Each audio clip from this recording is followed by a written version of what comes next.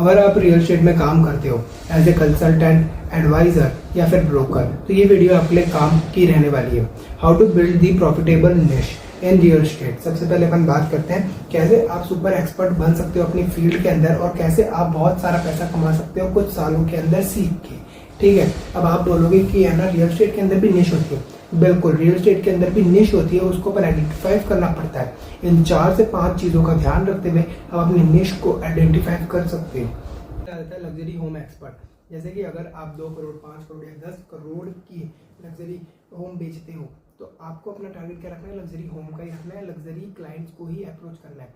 उसमें क्या ध्यान रखना है, वो क्या चीज़ें ध्यान रखने की होती है। आपको अपनी पर्सनैलिटी अच्छी रखनी है, कम्युनिकेशन स्किल अच्छी होनी चाहिए, स्मेल अच्छी करनी चाहिए, मतलब कि अच्छे से एकदम परफ्यूम वेल ड्रेस्ड होकर जाना है अपने क्लाइंट के सामने। क्योंकि अगर कोई आपसे 10 करोड़ की, 2 करोड़ की, 20 करोड़ की प्रॉपर्टी खरीदने आ रहा है तो वो छोटा मोटा इंसान नहीं है। तो वो पहले आपको भी चेक करेगा कि आपकी पर्सनैलिटी अच्छी है, क्या आप उसके स्टेटस से मैच करते हो, प्रॉपर्टी बेचने के लिए आप उसके लिए सही हो, एक अच्छे एडवाइजर हो या नहीं हो। तो अपने आप को एकदम वेल प्रिपेयर्ड होके ही अपन को जाना है उसके सामने, भले से एक दिन के बाद जाए, पर इस चीज़ का ध्यान रखना है। सेकंड मोस्ट इंपॉर्टेंट पॉइंट रहने वाला है affordable housing expert and advisor. ठीक है, इंडिया के अंदर सबसे ज़्यादा जो डिमांड है वो इसी सेक्टर के अंदर रहती है। उसकी डिमांड आज भी है, कल भी रहेगी और आने वाले कल में भी रहेगी, मतलब कि धीरे धीरे इसकी डिमांड बढ़ती ही जा रही है। तो अपने आप को मार्केट के अंदर इसी तरीके से पोजीशन कर लो अफोर्डेबल मार्केटिंग के हिसाब से, मतलब कि आपके पास हर एक बजट के अंदर प्रॉपर्टी अवेलेबल है। 20 लाख के अंदर किसी को चाहिए आप उसको सजेस्ट कर सकते हो, 30 लाख में चाहिए तो आप सजेस्ट कर सकते हो, 50 लाख में चाहिए सजेस्ट कर सकते हो। इसे बोलते हैं अफोर्डेबल। या फिर मानो 90 लाख, 80 लाख, 1 करोड़ तक जाता है तो मतलब अफोर्डेबल के अंदर आ रहा है कि उसकी जो भी रिक्वायरमेंट्स है उसको फुलफिल करते हुए आप उसको बताओ। और सबसे मेन बात, इस मार्केट के अंदर आपको बहुत सारी चीज़ सीखनी पड़ती है, बहुत अच्छा नेटवर्क बनाना पड़ता है। हर जगह से आपको एक अच्छी पकड़ होनी चाहिए कि भाई हमारे पास इधर की भी लोकेशन की प्रॉपर्टी है, इधर की भी है, इधर की भी है, जिससे कि आप उसको मोर ऑप्शंस बता सकें और वो जल्दी से सिलेक्ट करके आपको एक अच्छा अमाउंट पे कर सकें। ठीक है, तो थर्ड पॉइंट रहने वाला है कॉमर्शियल लीजिंग एजेंट या फिर एक्सपर्ट। इसके अंदर आप जो बड़ी बड़ी कंपनियां हैं उनको हेल्प करते हो उनके रेंटल शोरूम लेने के लिए, या फिर उनकी कोई भी फ्रेंचाइजी लेने के लिए, या फिर उनका कोई ऑफिस स्पेस लेने के लिए, ओपन स्पेस लेने के लिए, या फिर कोई भी उनका वेयर हाउस लेने के लिए इसमें हेल्प करते हो। अपने आप को आप है ना जो इस निश के अंदर सेटल कर लेते हो, इसी चीज़ के एक्सपर्ट बन जाते हो और इसी के बारे में ज़्यादा से ज़्यादा बातें करते हो और इन्हीं लोगों से ज़्यादा इंटरेक्ट करते हो।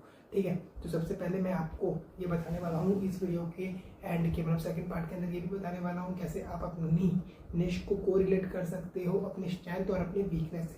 तो इस वीडियो में बने रहिएगा। तो अपना फोर्थ पॉइंट रहने वाला है प्री लीज प्रॉपर्टी एक्सपर्ट या फिर एडवाइजर। चलो इसको अपन समझते हैं सिंपल वर्ड में। जैसे कि आपके पास 2 करोड़ की प्रॉपर्टी है, उस पर 1.5 लाख रुपए का आपके पास पर मंथ का रेंट आ रहा है। 2 साल के बाद आपका मन करा कि आप अपने उस प्रॉपर्टी को बेच देंगे क्योंकि आपके पास ऑलरेडी बहुत सारी प्रॉपर्टी है। तो इसी को प्री लीज प्रॉपर्टी कहते हैं। ऐसे बहुत सारी कंपनियां करती हो और आप इसी चीज़ के एक्सपर्ट बन जाते हो थोड़े दिनों के बाद। जैसे जैसे आप इसके अंदर सराउंडिंग के अंदर रहते हो उसके बाद आपको इसका प्रोडक्शन और इसके बारे में पता चलने लग जाता है और मोर नॉलेज गेन होने लग जाती है। और सबसे इम्पोर्टेंट बात, रियल एस्टेट के अंदर जो आप कहते हो ना कि भाई हम ज़्यादा से ज़्यादा नॉलेज कहाँ से ले सकते हैं, कहाँ से ले सकते हैं, तो मैं आपको एक सजेशन दूंगा कि सबसे पहले आप अपने जो सराउंडिंग मार्केट है उसमें जाकर रिक्वायरमेंट पता करो कि रिक्वायरमेंट किस चीज़ की है। उसके बाद उसके ऊपर काम करो और फिर देखो आपके पास रिजल्ट आता है क्या नहीं आता। बहुत से लोग होते हैं कि देख के तो 1 करोड़ की प्रॉपर्टी आ रहे हैं, अपने क्लाइंट को सजेस्ट कर रहे हैं, लेकिन उसका बजट 70 लाख का है, तो फिर वो 1 करोड़ की कैसे अफोर्ड करेगा। ठीक है, तो आप सभी का थैंक यू, आप इस वीडियो के अंदर इतनी एंड तक बने रहे। अब सबसे इंपॉर्टेंट पार्ट आ चुका है इस वीडियो का। तो अब मैं बताने वाला हूँ आप कैसे अपनी निश के अंदर काम करके और स्ट्रेंथ और वीकेंड पॉइंट पे काम कर सकते हैं। जैसे कि मान के चलिए आप में से बहुत से भाई ऐसे होंगे कि जिनके पास जैसे रिक्वायरमेंट आती है वैसा काम कर लेते हैं, मतलब कि कभी तो लग्जरी में काम कर लिया, कभी कमर्शियल में काम कर लिया, कभी लैंड में काम कर लिया, तो कभी प्रॉपर्टी के अंदर किसी भी फ्लैट के अंदर, कभी विला में, कभी डुप्लेक्स में, कभी ट्रिप्लेक्स में, कहीं भी काम कर लिया। लेकिन सबसे इंपॉर्टेंट है आपको अपना निश को पहचानना, मतलब कि आप किसी एक चीज़ में एक्सपर्ट बनिए ना, 10 जगह मुंह मारोगे तो कहीं के भी नहीं रह जाओगे। तो सबसे पहले अपने आप को आइडेंटिफाई करिए कि आप किसके अंदर वेल सेटल्ड हो सकते हैं। अगर आप लग्जरी प्रॉपर्टी के अंदर अच्छे से बता सकते हैं और क्लाइंट हैंडल कर पा रहे हैं तो लग्जरी प्रॉपर्टी की तरफ जाइए। ठीक है, या फिर आप कमर्शियल के अंदर जा सकते हैं तो कमर्शियल के अंदर जाइए। सबसे पहले अपनी निश डिसाइड करिए, उसके बाद ही रियल एस्टेट के अंदर एंटर करिए, क्योंकि अगर आप डायरेक्ट एंटर कर जाएंगे तो 1 साल के बाद उससे एग्जिट ले लेंगे। जैसे कि मैंने आपको 7 मिस्टेक्स बताई है मेरी पिछली वीडियो के अंदर, उसको जरूर देखना, उसमें से आपको बहुत कुछ लर्न करने को मिलेगा। तो सबसे पहले आपको अपने जो मार्केट है, सराउंडिंग है, उसकी डिमांड को टेस्ट करना है कि आपके जैसे कि जयपुर है या फरीदाबाद है या फिर कोई चित्तौड़गढ़ है, उधर कैसी मार्केट डिमांड है, उधर क्या चल रहा है। जैसे कि उधर ज़्यादातर जैसे कि है ना 1000 लोग हैं, उनमें से 900 लोगों को तो चाहिए 1 करोड़ तक की प्रॉपर्टी और बाकी के लोगों को चाहिए 5 या 10 करोड़ की प्रॉपर्टी। अपन किसी तरफ फोकस करेंगे 900 लोगों के अंदर। ओके, अपन को क्या करना है, उस मार्केट में घुसना है, उसके बारे में और नॉलेज लेनी है, हर पर्टिकुलर एरिया में जाके देखना है हमको कहाँ प्रॉपर्टी मिल सकती है, कहाँ प्रोजेक्ट्स चल रहे हैं, और फिर उस पर काम करते हुए अपन को उसके अंदर एक्सपर्ट बन जाना है, जिससे कि अपन को प्रॉफिट ज़्यादा से ज़्यादा हो सके। क्योंकि जहाँ भी अपना डेवलपमेंट हो रहा है अपन उस सेक्टर में ज़्यादा पसंद करेंगे।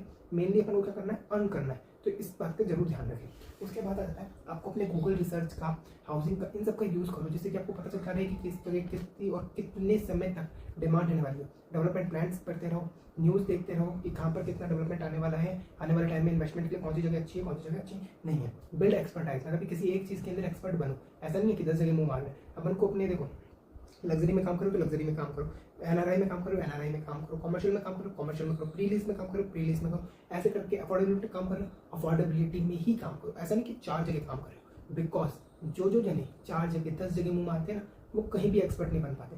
वो बात ठीक है कि अगर आपको बहुत पैसा बनाना है तो अपन उसके ऊपर बाद में काम कर सकते हैं जब अपने पास बहुत बड़ी टीम हो जाए। अभी अपन अकेले इस मार्केट में उतर रहे हैं, इतने बड़े मार्केट में। तो सबसे मेन इंपॉर्टेंट प्रॉब्लम क्या है कि लोग एक साथ ही करोड़ों कमाने की सोचते हैं। नहीं, सबसे पहले लर्न करो फिर अर्न करने की सोचना। ठीक है, सोशल मीडिया में अपनी अच्छी प्रेजेंस बनाओ कि आपको सब पहचानने लग जाए और अच्छी लीड्स आने लग जाए आपको इंस्टाग्राम और इसके थ्रू, और इसके थ्रू आपको मिलने लग जाए लीड्स के साथ, आपको क्या हो जाए, अर्न हो जाए। ठीक है, जब तक आपको लर्न करना है लीडरशिप में, जब तक आपका एल साइलेंट नहीं हो जाता और ई लाउड साइलेंट नहीं करने लग जाता, मतलब जब लर्न से अर्न नहीं हो जाता ना, तब तक आपको लर्न करते ही रहना है। और रियल शेप में बहुत सी चीज़ें हैं धीरे धीरे धीरे धीरे अपग्रेड होती रहती है। तो इसके अंदर लर्न के साथ अर्न को एकदम बैलेंस रखना बहुत इंपॉर्टेंट है। अब मैं आपको एक कहानी समझाता।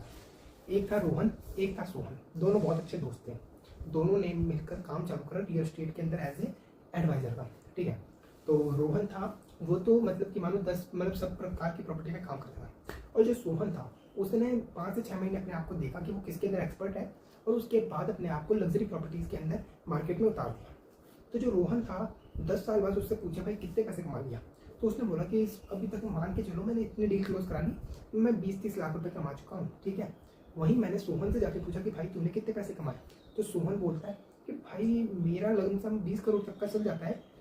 अब मैं बोला ऐसा कैसे? रोहन एक तरीके दोनों को 10-10 साल हुए और दोनों ने एक साथ ही चालू किया है और दोनों एक ही दोस्त हैं।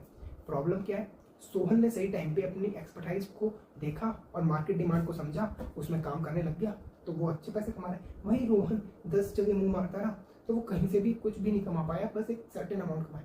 तो इसके लिए बोलते हैं सबसे पहले अपने आप की कामयाबी मतलब कि अपने आप की खूबी को पहचानो, उसके बाद काम करो।